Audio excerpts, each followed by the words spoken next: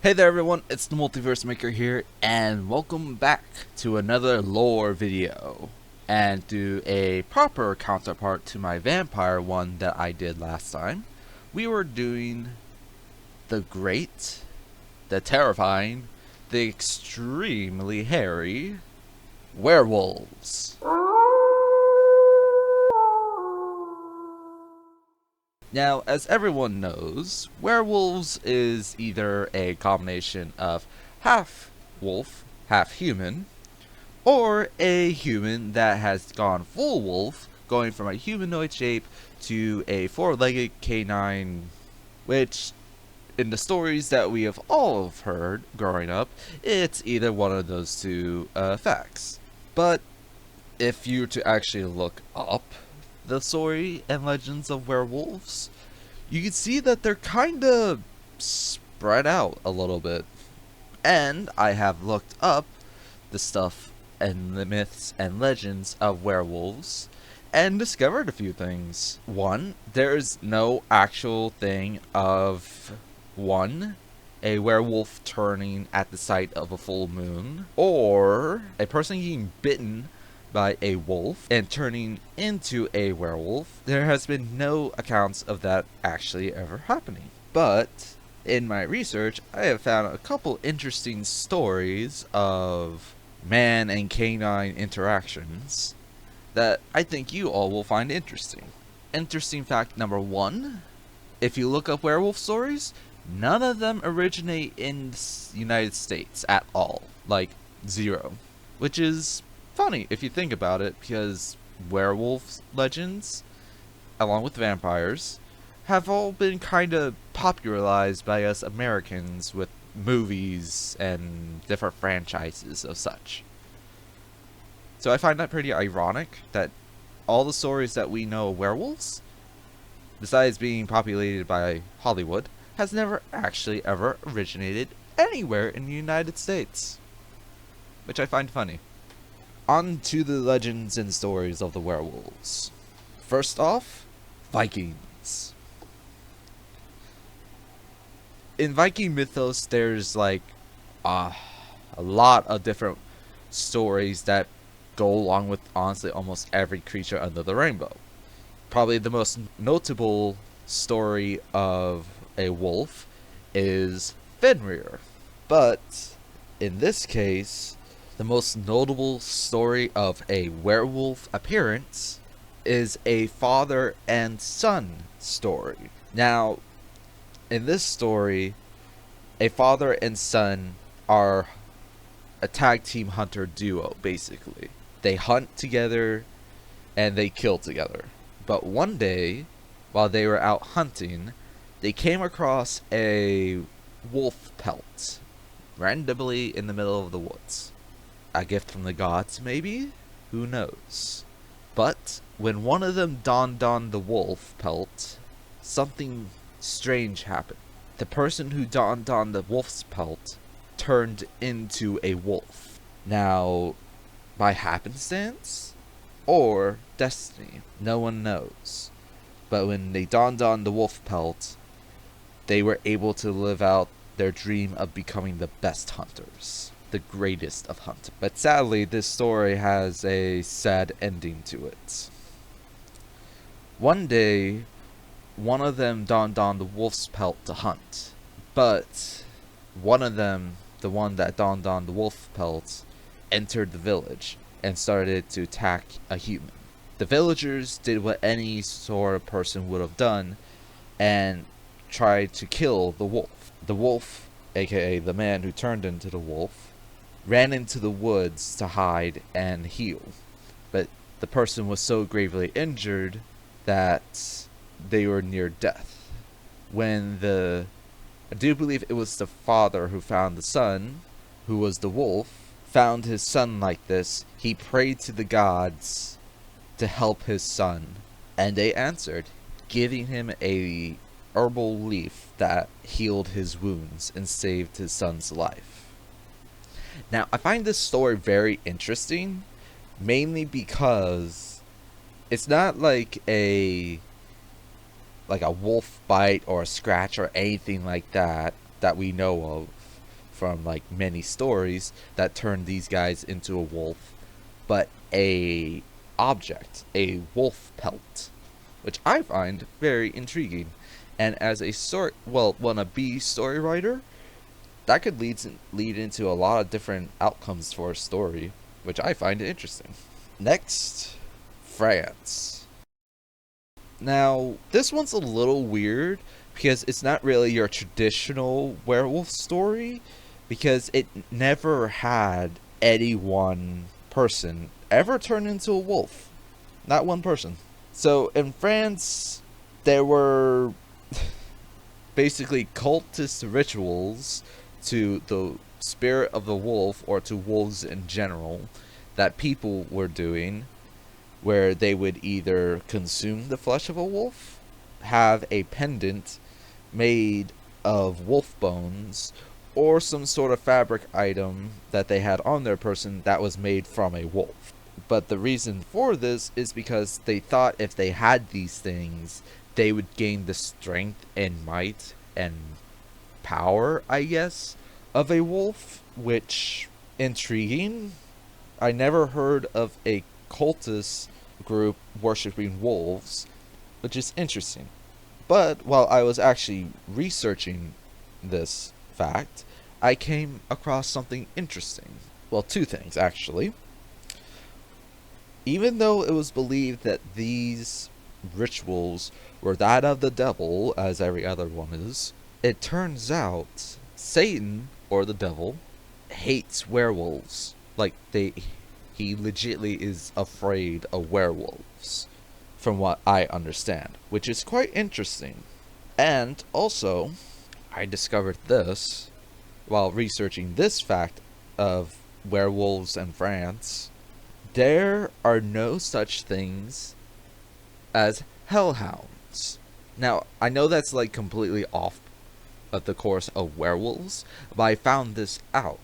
Nowhere in any religious texts across the world, in any religion, truthfully, but mainly Christian religion, there are absolutely no mentions of hellhounds or anything that relates to that of a hellish dog covered in flames, or however you want to picture a hellhound. There are no dogs in hell, apparently, which I find interesting. And it kind of makes you wonder where the original story of a hellhound comes from. Which, probably the most common one was a tall, thin black dog, which this is an actual story. A tall, thin black dog scaring a child in church, which it could be just that the dog had rabies and went after people. That was happenstance in a church. Who knows? I don't know, because I wasn't there. I wasn't even born then. I do. But that is the legend of, or the happenstance of, werewolves in France, and also some tidbits that I found while researching this. Next, London. London, England, or London, a British homeland of tea and biscuits. But this place, its terminology for werewolves is completely different. It's more of a slang term to describe someone. So it's either werewolves, or they call them, wait for it, lichens. Which, they only use one of these two words to describe a person if only they bite other people like a rabid dog. Now, that could be because the person has some sort of mental issue, or maybe a fetish gone wrong. I don't know. But the person that they come across that bites people like a dog would if they were attacking them is called a werewolf or a lichen. So in London, the only reason why there are ever stories of werewolves, it's because it's a slang term basically, or a term that is just used to describe someone that bites other people. That's all it is to it. Which, I'm not saying I find it funny, But this is probably the most real world example of a werewolf, which I'm pretty sure if this still happens, which I'm pretty sure it does, people would still call them a werewolf. Because besides calling them crazy, what else would you call them? Next, final and next legend is from, you won't believe this one, Greece. Now, this one happens not just to a singular person or small group of people. This one happens to a entire family due to individuals' choice. But first, I'm going to say something that is pertinent to this story. Back then, people made offerings to gods. So they would make offerings of, like, I don't know, food, money, stuff like that to God to earn their blessing. But in this case, it backfired. So a Greek family made a sacrifice to god Zeus. Big white beard man, throw lightning bolts everywhere. But this sacrifice that this family made angered Zeus. For this reason, Zeus does not like human sacrifices at all. Especially when the human sacrifice was that of a child. That's right, this family sacrificed a child. I do believe it was a child that was like 13 to Zeus to bless their crops or something. Zeus did not take lightly to this. He viewed this family, these people, these individuals, as no better than a dog or a wolf sacrificing their young, which, it is sad to say, in some cases in nature, a wolf will do so, which is very sad. So, what Zeus did, he cursed the entire family. Not just these single individuals, the entire family. This curse turned them into wolves, forever forcing them to live out a life of wolves for their actions and what they did to this child. That's interesting, because that is way different, kind of similar to something like the first one in Norse, but instead of an item, it's a person is being cursed into a wolf. Which is fascinating. But it doesn't end there. This family's name is also a humongous hit towards what we call werewolves or lycans. This family's name, I'm probably not pronouncing it right, there's probably a different way to pronounce it in Greek, but Lycanus or Lycan. Their name, their family name, is basically the word Lycan, the other name for werewolves. Now, I love that. That is so cool and awesome. But I also discovered another thing, which is not necessarily geared towards werewolves, but falls into the realm because people still accustom werewolves to being signs of the devil or Satan worshippers or something like that in some movies or some stories, even though Satan is either he hates werewolves or he's afraid of werewolves. I don't know on that end. But it'll be completely random, but I've discovered this. Salt. Now, we know salt is a deterrent for ghosts in most stories, or a way to track people in games like Phasmophobia. But in this case, salt has a purpose in every religion, including that for deterring werewolves. Which basically boils down to this. Salt is kind of the cough medicine or the cure-all for every spooky thing that's ever happened in any religion across the world. Any demonic essence, salt, salt, and more salt. Which I find that funny, but yeah, I just find that funny that salt is considered the cough medicine of the supernatural realm for deterring or stopping those of a demonic or spectral sense. But that's not all in this video. When I was doing this research, I wanted to do and draw my very own werewolf. Now, he has a story, a theme, based off of one of these legends that I told you guys about. Now, for those of you who watch this and have made it this far, I want to see if you guys can figure out which one I chose. It might be obvious, it might not be. But for those of you who made it this far, thank you. Please like and subscribe. But on to my werewolf. Say hello to White Fang. White Fang is a northern werewolf who lives in the woods and mountain region. He was once a beloved farmhand, but one day in a accidental courting of his boss's wife, he hired a local practitioner of arts to brew up a potion for this simple farmhand. Unknowingly to the farmhand, he drank this in his daily routine of morning coffee.